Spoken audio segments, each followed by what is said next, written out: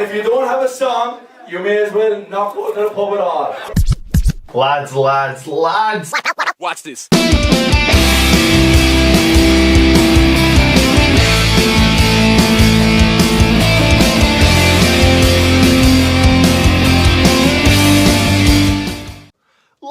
Lads, welcome back to a brand new video on the channel. Obviously, I've just watched Sheffield United batter Spurs. I don't know if batter's the right word to use, but we've just beaten them 3-1. It should have been 3-0. Sanderberger fell asleep a little bit at the back post, but we'll let him off. We'll let him have a little bit of a kip because he opened the scoring with an absolute beauty of a finish. Even though Graham Souness said he scuffed it, get a life, Graham Souness, because he absolutely leathered that off the post and in. It was quite a tight angle as well. And to beat Lloris from there, it's got to be a good effort, and it was. It really, really was. Wasn't expecting it at all. It was really well worked down the wing. Obviously, overlapping centre-backs as always. It's not happened, has it? We've not been overlapping anywhere near as well as what we were doing earlier in the season. And lo and behold, one really good overlapping, overloading the left back. I don't know if it was left back, I think it was. Overloading on the left back, we're away, ball in the box, goal. Overlapping well. That's what happens when you overlap well. And Basham overlapped Baldock played him in.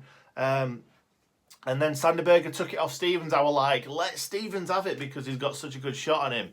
But yeah, Sanderberger, if he can hit the ball like that, let him have it every time. Well, I think we started the game really, really well. Spurs were really dangerous on the break, which I'd never like.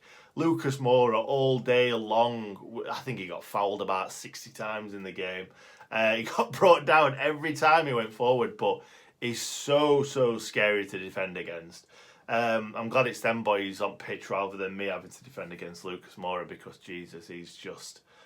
Yeah, he's really, really quick, dynamic, just straight at the heart of the defence. John Egan smashed the ball at him.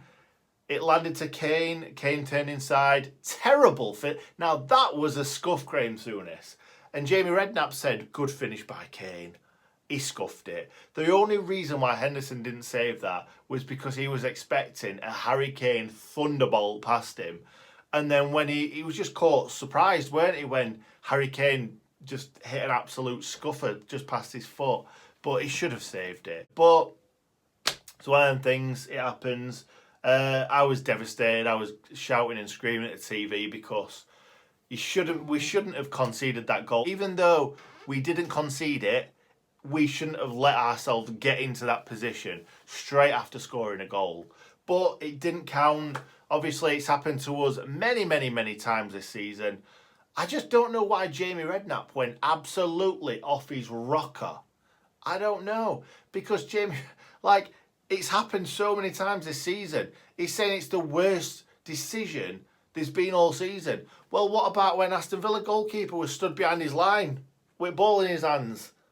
I think that's a little bit worse. That was frustrating to listen to Jamie Redknapp go absolutely mental about that. Because I like Jamie Redknapp. I think he talks a lot of sense.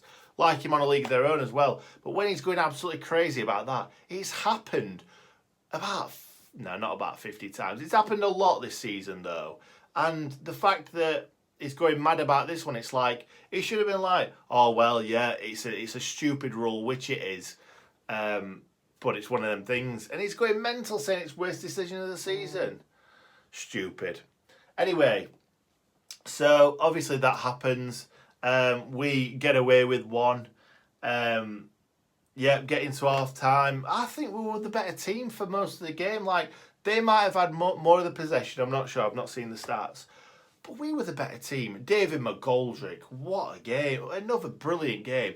I don't care if David McGoldrick never scores another goal for us. David McGoldrick is so good on the ball. Brings players in. Holds it up well. Such a great footballer. And I think him and McBurney were brilliant up top together today. McBurney was even better than McGoldrick. Like, obviously, they play in different ways. But it's big for me to say that because David McGoldrick is probably my favourite Sheffield United player. And McGoldrick was brilliant and McBurney was just as good, if not better. Held the ball up so well, won everything in the air, battled and battled and battled, brought players into the game like Didzy did, and got his goal. He deserved that goal so much. Someone put it on Twitter, oh, McBurney deserves a goal, and I'm so glad he got it. We scored another goal through Mousse. Mousse came on for McGoldrick. I was a little bit gutted that McGoldrick got brought off, but these games are coming thick and fast. With McGoldrick's history, we don't want him getting injured. So McGoldrick came off, Mousse came on. Mousse led the line brilliantly. At first it looked like he's got his feet on the wrong way because he were like he were on a skating rink. He were all over the place, but held the ball up so well. He's so quick, strong, so strong for a skinny lad. And obviously got his goal. It was very, very well worked. McBurney got hold of it, put it onto the wing to Stevens. Obviously, Osborne was helping Stevens out there, took the ball off him, and then flicked it back to Stevens. But it was just the fact that Dyer, I'm pretty sure it was Dyer and Ben Davies that were just stood there, not watching. I think Moose was Ben Davies's man. But unless they were thinking, oh, he's offside, he stood behind us, he must be offside. Not when the ball's played from the byline. So obviously Moose got that one in. It was so easy. I could have put that in back in there. But such good play between Stevens and Osborne. And obviously Moose didn't have to do a great deal for that one. Just stand in the middle of goal and wait for it. Like a Billy Sharp goal, really, isn't it?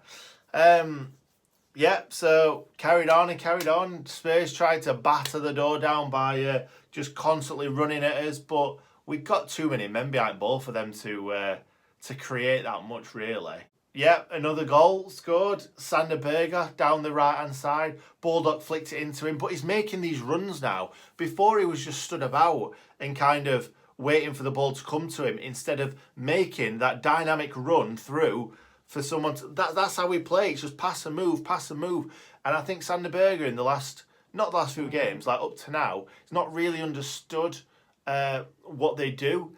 And he's kind of, he were ambling before. Whereas for that goal, it must have been the confidence that he got from obviously scoring the early goal, playing really well in the second half against Arsenal.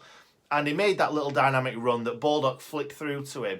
But it weren't just that, so many times this season, he's got into a really good place, like he did early on in the game. He got into a really good position down the right and just hammered it across the box, and it just went out for a throw-in. I think it were a terrible cross. But it just shows you what he did was, he went to put it in, turned back inside, and then played it in.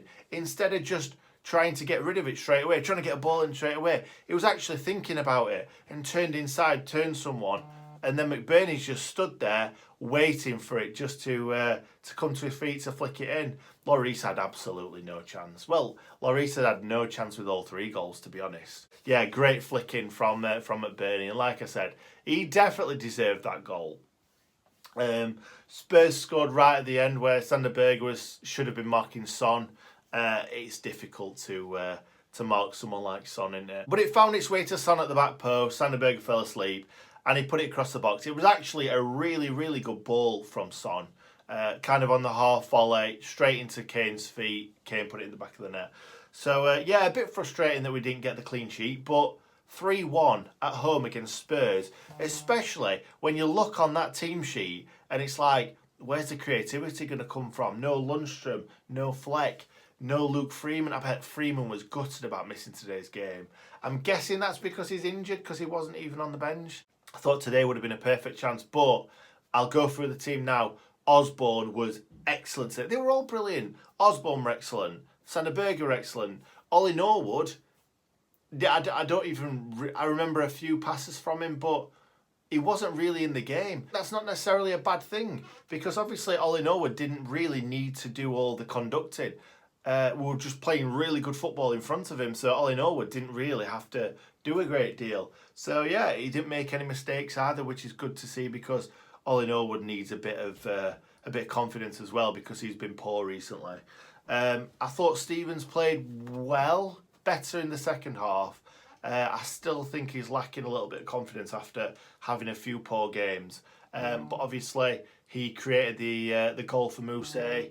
which was brilliant to see. Obviously, Baldock played well, as always, really, really well. Basham was excellent. I think Basham probably had something to prove because he gave away the penalty against Arsenal and then missed that absolute dolly of a chance in the second half. So Basham was brilliant, as always. Egan, really, really strong. Jack Robinson, very, very steady and very good again. I feel like we're not as strong without Jack O'Connell at the back, but I think Jack Robinson has done really, really well again. I thought Henderson was pretty poor today, to be honest. I don't remember him making a save, I don't think, or a good save anyway. Obviously, let that in from Kane, which really wasn't a good shot at all. I thought, yeah, Sander Berge excellent today. Played a couple of poor balls, but other than that, absolutely brilliant. Osborne, excellent. It's like he's been playing there all season. So comfortable on the ball. Got stuck in. Yeah, everything that we wanted to see in that game today.